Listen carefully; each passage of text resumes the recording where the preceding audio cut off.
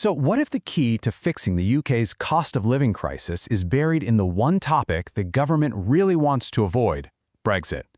Today, we're diving into a huge challenge from the Trades Union Congress. It could actually force a major rethink of Britain's relationship with Europe, and it's all being driven by the economic pain people are feeling at home. And it all kicks off with this pretty shocking number. Polling from the TUC shows that 1 in 5 people in the UK are now skipping meals because they just can't afford them. You know, this isn't just some abstract statistic, it's a very real measure of a crisis that is setting the stage for a massive political showdown. And to deal with this, a really powerful voice is pushing for a solution that the Prime Minister has already said is completely off limits. This sets up a direct challenge to the government's entire policy on Brexit. And this, right here, is where the political drama really gets going. Okay, so first, let's get our heads around the economic pain that's actually driving this whole conversation. Because this isn't just some debate between politicians, it's all rooted in the daily financial struggles that millions of people are facing. Right at the center of all this is Paul Nowak. He's the head of the TUC. And he's basically throwing down the gauntlet to the government with a very clear deadline. He's saying that 2026 has to be the year they finally get a grip on this crisis. Yeah, this slide really shows you the pressure cooker the government finds itself in. It's not just that people are struggling right now. A third of them think things are going to get even worse. And that is politically toxic because research is showing that voters who feel financially insecure are leaving the Labour Party.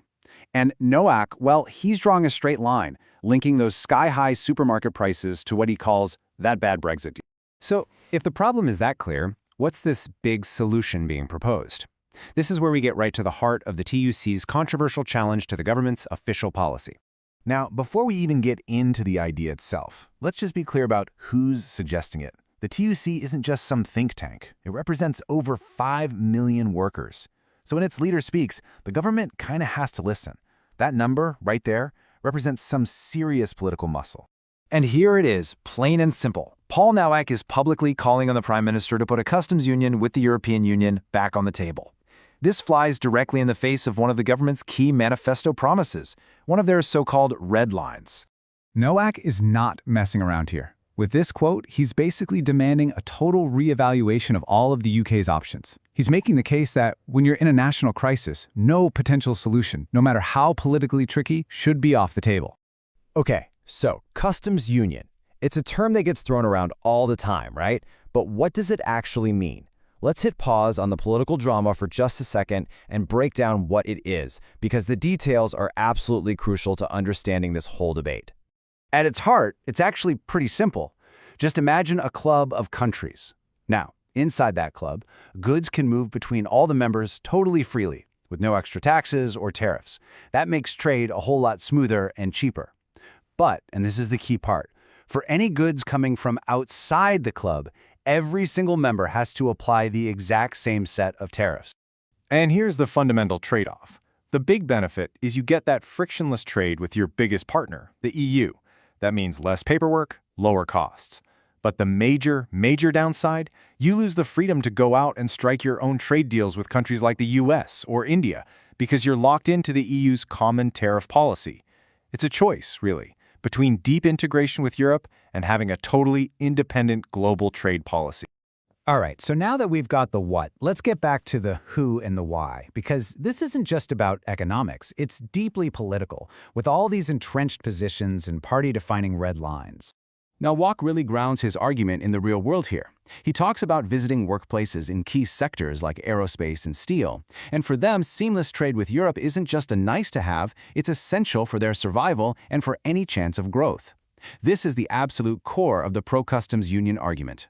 So this table kind of maps out the political battlefield for us. On one side, you've got the TUC pushing hard for a customs union, but then you have the labor leadership, and they're firmly against it, calling it a red line because it would threaten their independent trade policy. But then there's a small group of labor rebels siding with the TUC. And on the complete other side of the argument, you have the Conservatives and Reform UK united in saying no way, arguing it would completely undermine the whole point of Brexit. And you know, this isn't just some theoretical split. That number, 13, that's how many Labour MPs recently broke ranks with their party. They actually backed a bill to start negotiations on a customs union. Now, it's a small number, sure, but it is a very public crack in the party's united front on this really key issue. So let's just zoom out for a second. This whole debate isn't happening in a bubble. It's all going down at a time when the new government is under immense pressure from pretty much every angle, which makes this challenge from the TUC even more significant.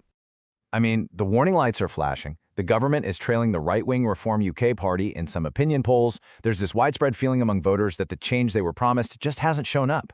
And then, from the left, you've got the brand new head of Unison, the UK's biggest union, already calling for a change of Labour leader. The pressure is just coming from all sides. So, what's the government supposed to do? Well, Paul Nowak has some advice.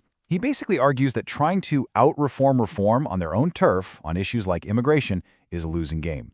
From his point of view, the only way a mainstream party can win is by delivering actual, tangible economic improvements for voters. And this really gets to the ultimate test, doesn't it? It's bigger than just one policy debate. It's about whether the current political system and this new government can actually solve the problems people are facing every single day. Because if they can't, faith in the whole system could, as Nowak warns, just drain away. Which leaves us with this final, massive question. The government has drawn a very firm political line in the sand on Brexit, but as the economic pressure on ordinary people just keeps building, will reality force them to rethink the unthinkable? That is the test they're facing right now. Thanks for digging into this with us.